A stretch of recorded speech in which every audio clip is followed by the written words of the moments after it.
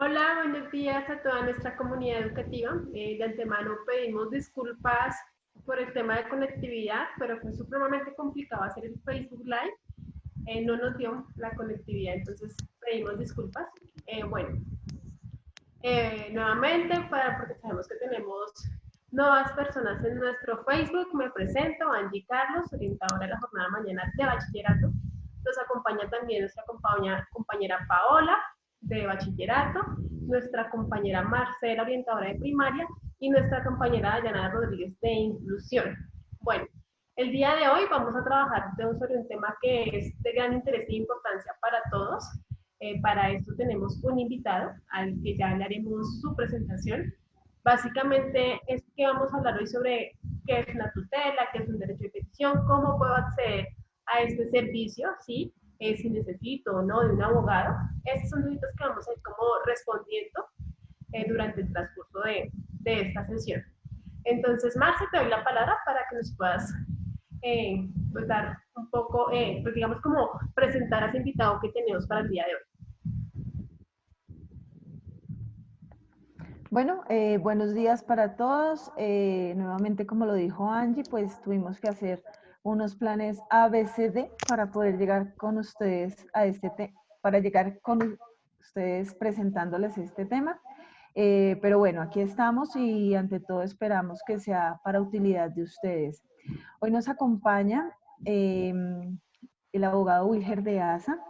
Él nos va a prestar la asesoría en el tema, que es básicamente qué recursos podemos usar para validar nuestros derechos cuando sintamos que no tenemos la atención, el acceso a lo que por derecho tenemos.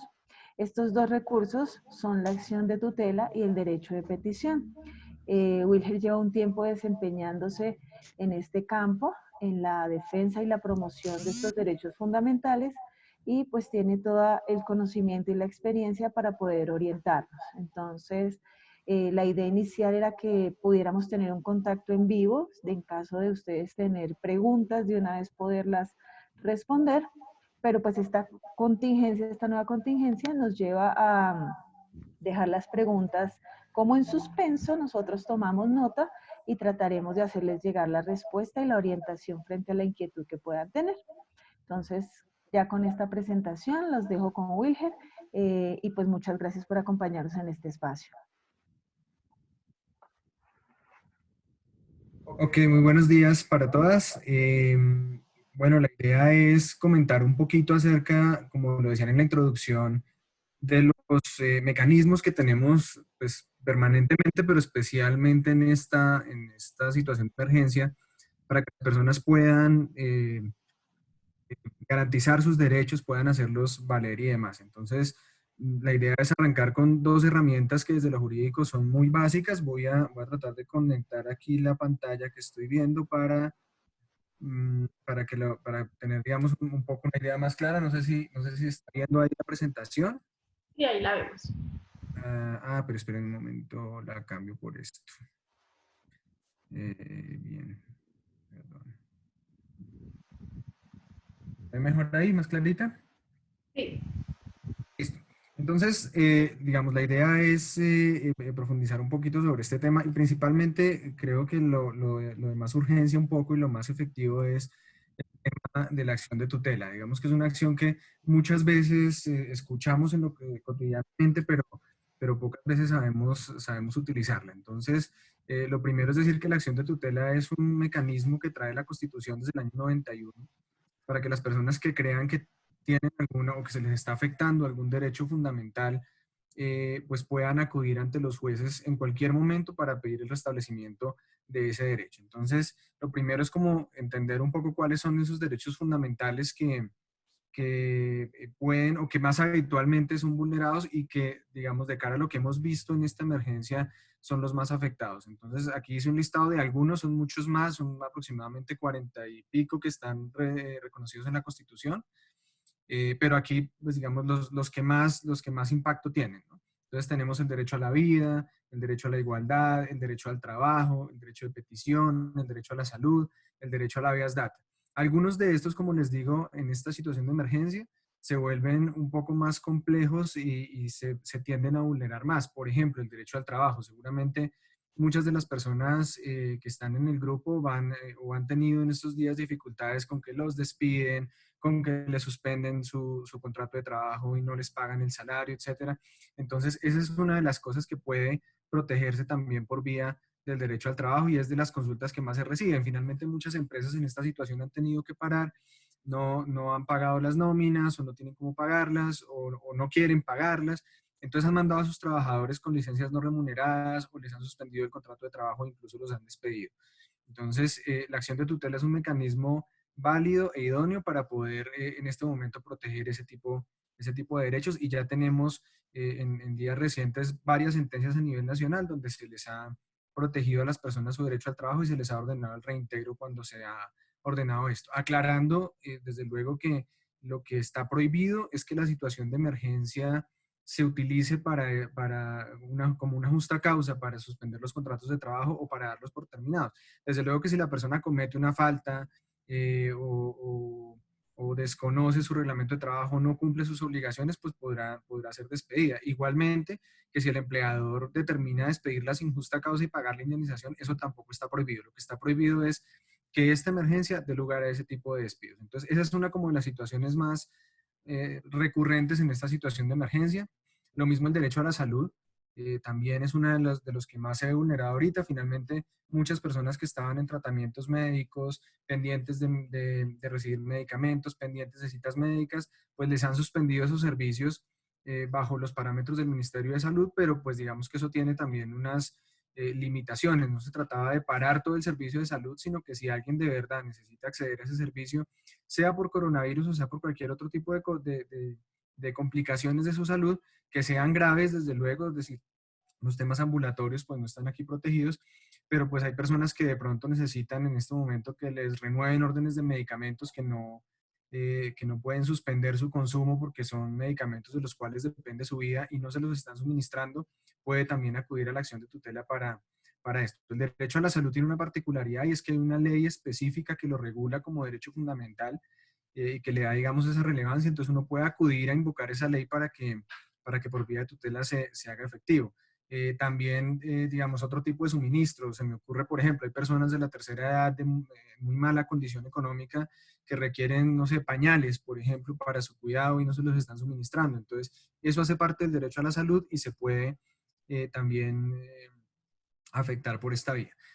Cuando menciono en la parte final de la lista el habeas data, que es un término un poquito raro, estoy hablando del derecho a la información y a que la información que repose de las personas en bases de datos y demás sea correcta.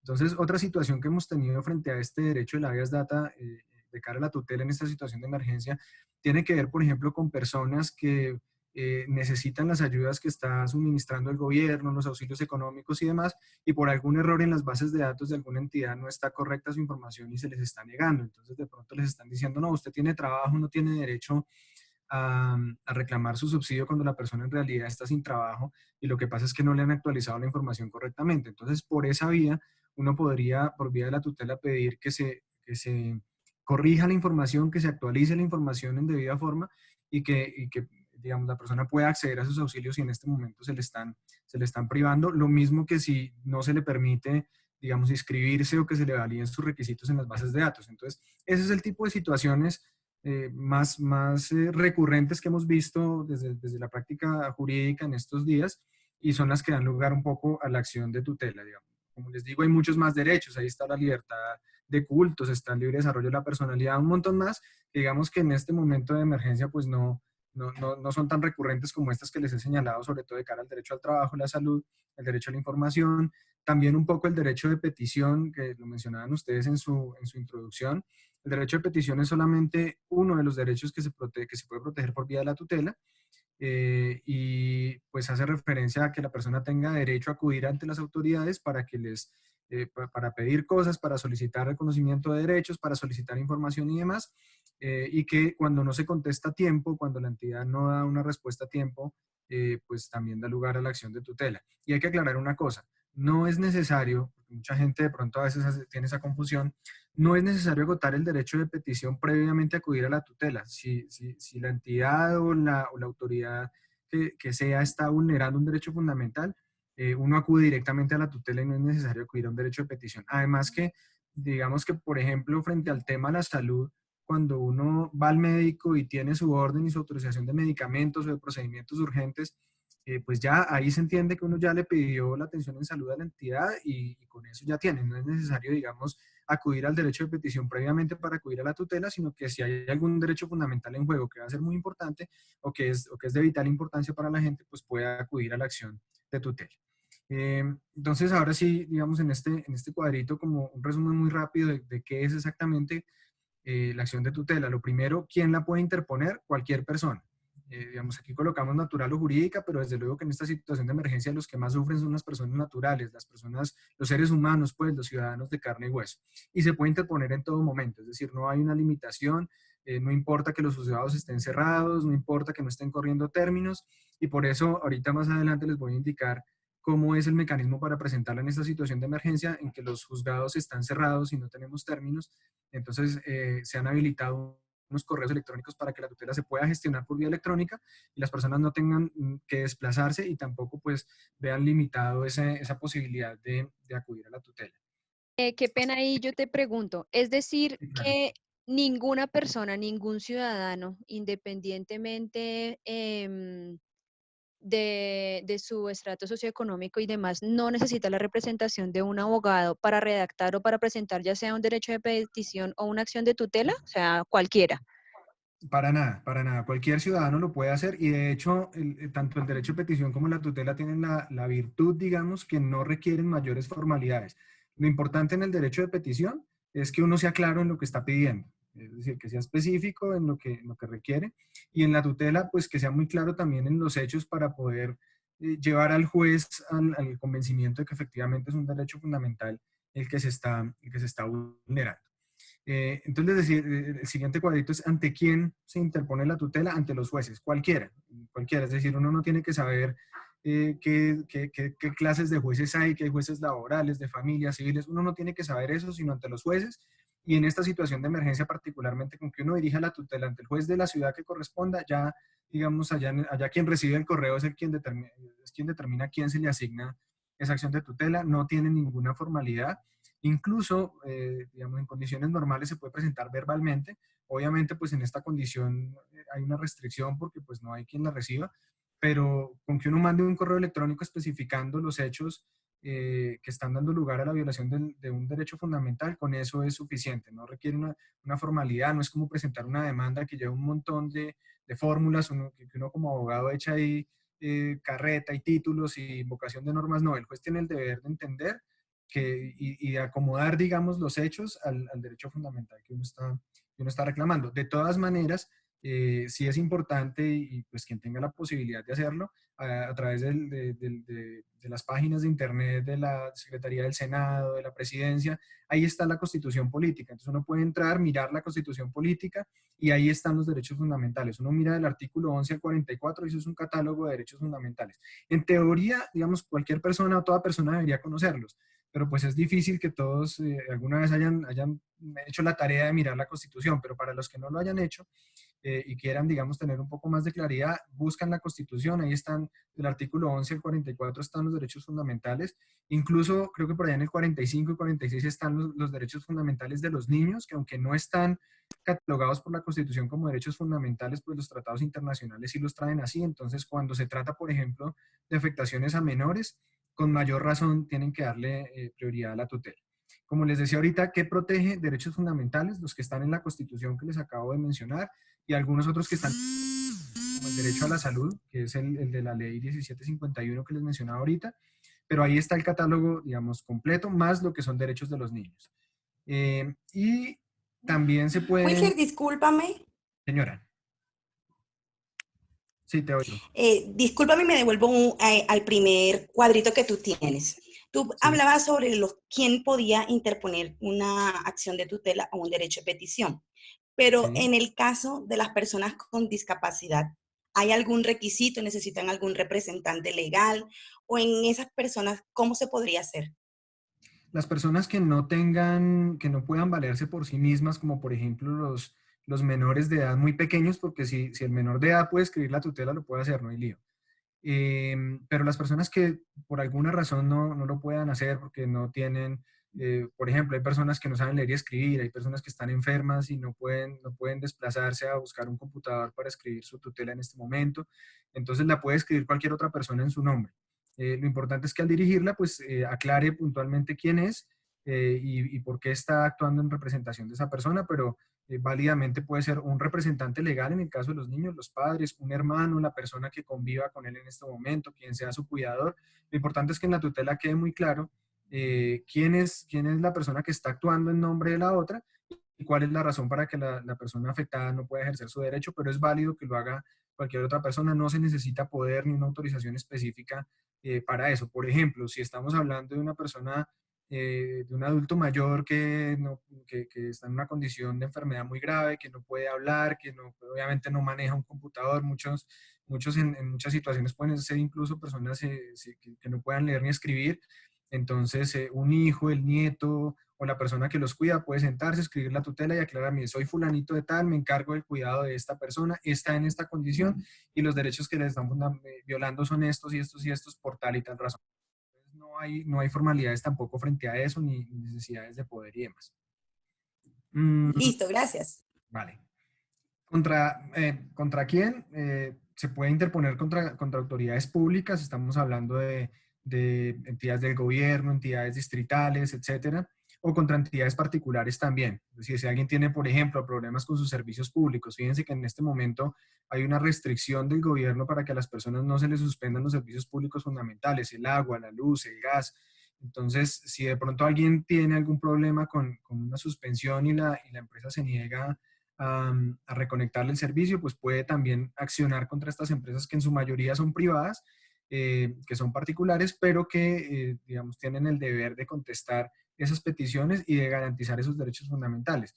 Entonces, por ejemplo, si hoy en día fuera un caso de una suspensión de un servicio público por deuda, la persona puede acudir directamente a la tutela sin necesidad de acudir al derecho de petición previamente, a pesar de que la empresa sea una empresa particular y no haga parte del gobierno. Lo mismo contra las EPS, normalmente son particulares y contra ellos también se puede accionar por la tutela. Entonces, lo importante frente a los particulares es que la persona tenga algún grado de subordinación frente al particular, que es, por ejemplo, el caso de los trabajadores que están subordinados a su empleador y si su empleador le dice váyase que no le va a pagar más, pues le toca irse. Entonces, allí hay una subordinación que da lugar a que el trabajador interponga la tutela directamente contra el particular.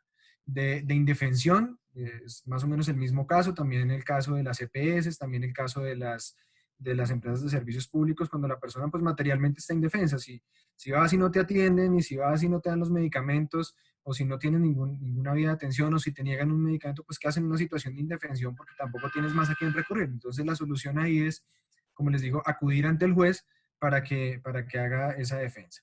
Y, por supuesto, las empresas de servicios públicos. En este caso, digamos, aplica tanto por acción como por omisión, es decir, como si me niegan abiertamente el servicio, como si sencillamente no me lo contestan, que es el caso muchas veces en la CPS, donde la persona está pendiente de alguna autorización para un tratamiento, una cirugía urgente, y presenta su solicitud o presenta su autorización y nunca le contestan. Entonces, en ese caso, es decir, no es necesario que la EPS haga algo, sino que con que lo deje de hacer o con que guarde silencio, lo mismo. Digamos que esa es como la generalidad de cómo presentarla y ante quién. Ahora, contarles un poquito rápido cuál es el trámite.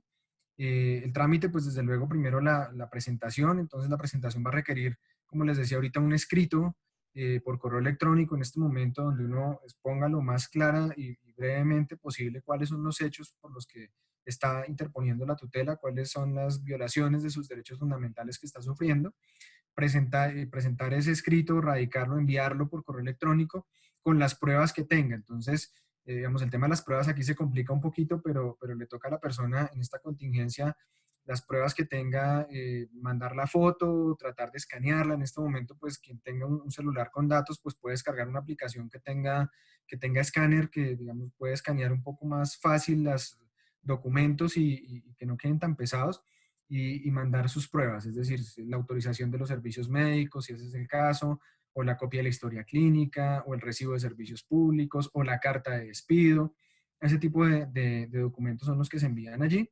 Obviamente, en esta contingencia también es importante que las personas dispongan, así no sea de ellos, pero que dispongan de un correo electrónico, porque por ese correo electrónico es que el juez les va a contestar. Por ahí es que se van a comunicar con el juez que va a tramitar la tutela, les va a contestar y los va a notificar por esa vía. Entonces, tres cosas. El texto que se envía por correo electrónico, las pruebas y un correo electrónico y una dirección y un teléfono para que lo puedan notificar. Si no sirve mandar la tutela si yo no pongo una dirección para que me contesten, ¿no? Entonces, esas tres cosas son fundamentales en este trámite.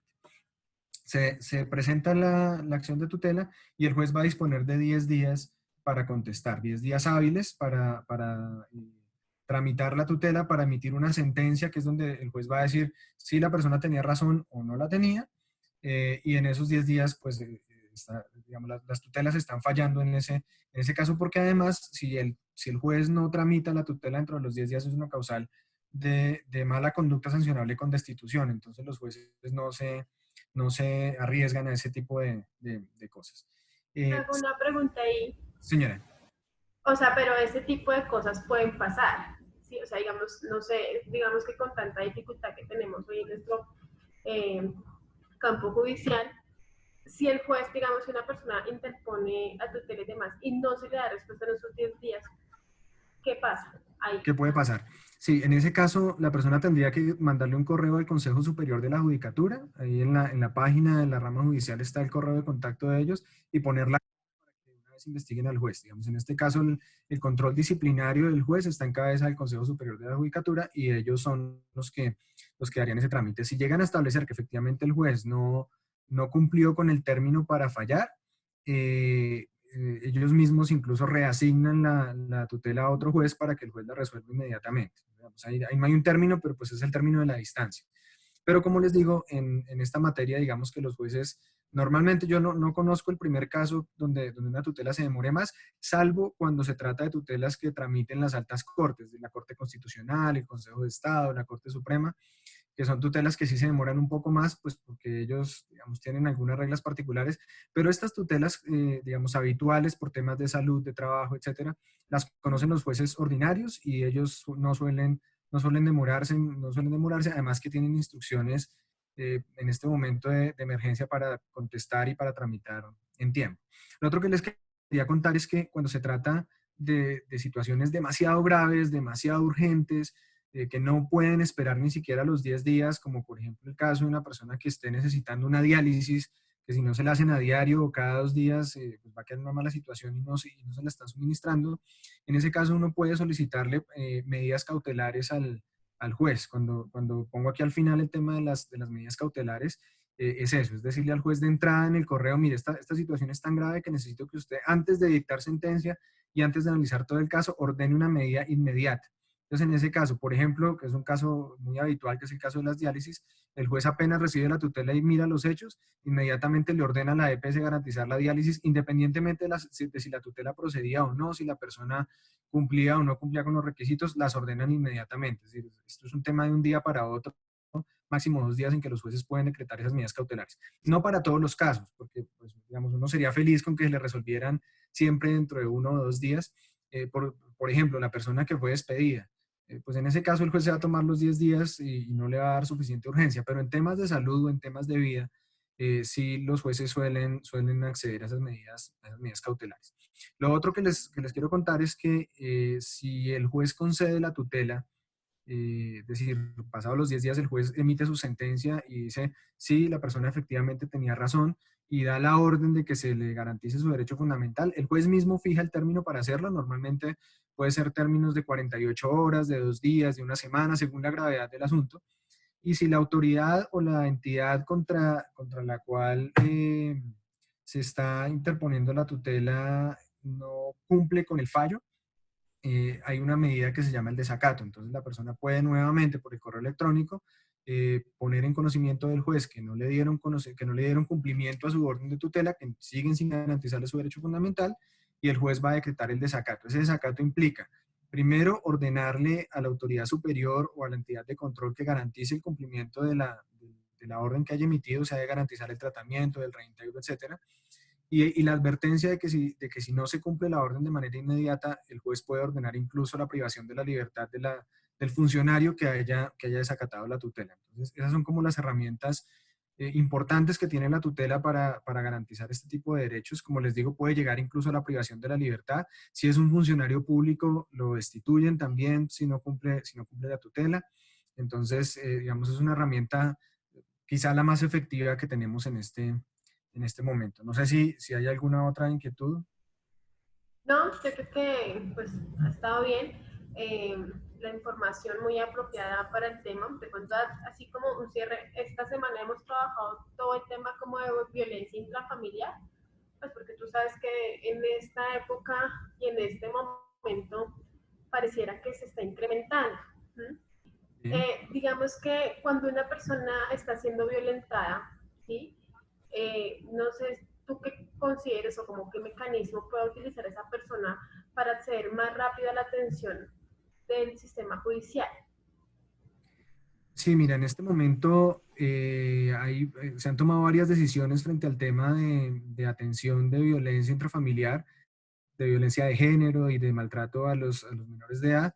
Y por esa vía, para el caso de Bogotá particularmente, la Secretaría de Gobierno, de Integración Social, bueno, de quien dependen las comisarías de familia, tiene unas vías establecidas. Entonces, digamos que esto no sería tanto objeto de la tutela, sino más bien de esas medidas administrativas por vía de ICBF, que también tiene unas líneas de emergencia y unos correos de emergencia, de las comisarías de familia, que también están trabajando en unos turnos para atender esto, de la Secretaría de la Mujer, también tienen unas líneas inclusive por vía WhatsApp. Entonces, es importante ahí ya en cada entidad están los correos electrónicos para acceder. Ahora, si uno interpone la denuncia de un tema muy urgente y las entidades no le prestan atención, pues la vía nuevamente será la acción de tutela. Se me ha olvidado mencionarles, y aquí les dejo al final, el correo de contacto donde se interponen las tutelas. Entonces, la rama judicial ha dispuesto unos correos electrónicos para recibir las tutelas. Aquí está el listado de las principales, y la de Bogotá principalmente es tutelasbta@sendoc.ramajudicial.gov.co. Está aquí en la presentación, para que la persona que requiera presentar una tutela, pues la puede enviar a ese correo electrónico, digamos, ahí para el cierre. Listo, vale. Muchísimas gracias, Wilger, por tu aporte, por acompañarnos en este espacio. Nos despedimos. Esperamos que la próxima vez sí podamos realizar ese Facebook en vivo, pero bueno, aquí por el momento está como toda la información pertinente para ustedes. Muchísimas gracias. Muchas gracias, Wilger, nuevamente por todo. Gracias a ustedes por la invitación. Igual yo sigo atento, si a través de su página de Facebook llegan inquietudes, me las trasladan, las contestamos. Si alguien requiere de pronto algún comentario adicional, también por esa vía, que las personas comenten y ustedes me lo trasladan, y estamos a disposición para ayudar en lo que podamos. Muchas gracias. Muchas gracias. Ya para todos.